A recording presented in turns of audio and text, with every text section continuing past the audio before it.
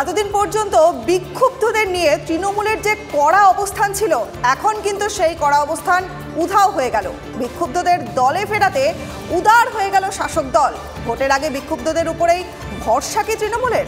যারা ফিরতে চান নিয়ে নিন বার্তা তৃণমূল নেত্রীর।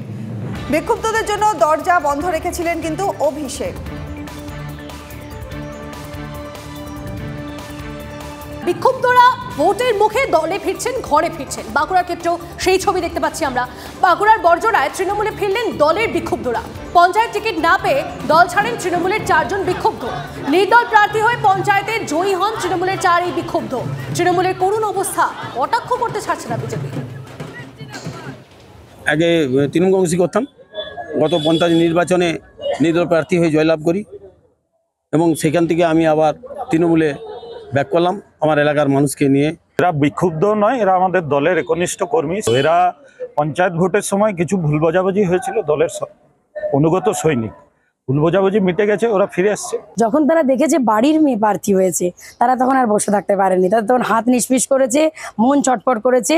এবং আমি প্রার্থী হওয়ার দিন থেকেই তারা প্রত্যেকে ফোন করছে বারবার করে যে আমরা তৃণমূলে ফিরতে চাই। যারা তৃণমূলকে চোর ছেচর বলে দল থেকে বেরিয়ে যায়, দল যাদেরকে বার করে দেয় লোক দেখানোর স্বার্থে, তারা আবার তাদেরকে এনে জয়েন করা, এটা তৃণমূলের একটা কালচার।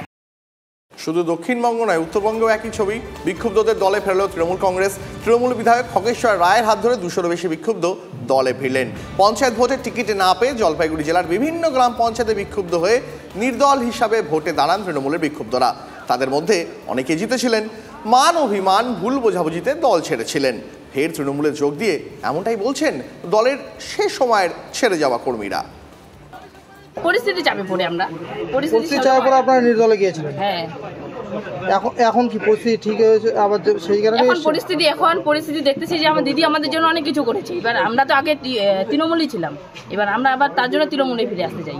আমরা কি বলেছিলাম এর আগে যে পঞ্চায়েত নির্বাচনে যারা ভুল বুঝে নির্দল হিসেবে দাঁড়িয়েছে, তারা যে স্বইচ্ছে আবার মামাটি মানুষের সরকারের সঙ্গে সামিল হয়, তাদেরকে প্রত্যেকে জয়েন করে। তার কথা অনুপাতে ওরা দরখাস্ত করেছে আমাদের দলকে, চেয়ারম্যানকে আমাদের সভাপতিকে দরখাস্ত করেছে বলে আজকে জয়েন করা হলো।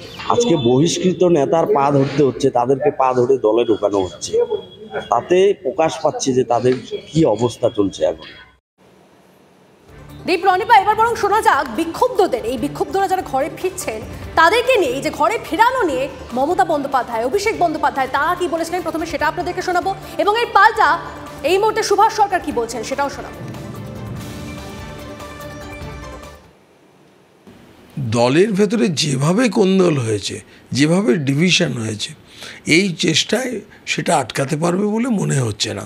খুব খারাপ অবস্থা, দেখছেন না? প্রার্থী বলছে যে তৃণমূলই তৃণমূলকে হারাতে পারে। তার মানে পরিস্থিতিটা এত খারাপ যে একেবারে ছোট ছোট খড়কুটো যেগুলো ভাসছে সেগুলোকেও আবার নিয়ে জড়ো করতে হচ্ছে। যদি কোনো লোক আপনাদের সাথে জয়েন করতে চায়, আপনারা ফেলে রাখবেন না, যত পারেন নিয়ে নেবেন যদি ভালো লোক হয়। ঠিক আছে, একটা কথা বললে বসে থাকেন কখন কে পারমিশন দেবে। আমি বলে যাচ্ছি, বক্সিদা এখানে আছে, বক্সিদার থেকে পারমিশন নেবেন। মানুষ যাকে সার্টিফিকেট দিয়েছে আমরা তাকে দাঁড় করিয়েছি। অনেক নেতার পছন্দ হতে পারে, অপছন্দ হতে পারে, কেউ নির্দল হয়ে দাঁড়িয়েছে। এখানে ক্যামেরা রয়েছে, আমি আপনাদের সাক্ষী রেখে বলে যাচ্ছি, নির্দলদের ভোট দিয়ে ভোট নষ্ট করবেন না। তার কারণ একটা নির্দলকেও আগামী দিন তৃণমূল কংগ্রেসে আগামী দিন নেওয়া হবে না। আমি দলের সর্বভারতীয় সাধারণ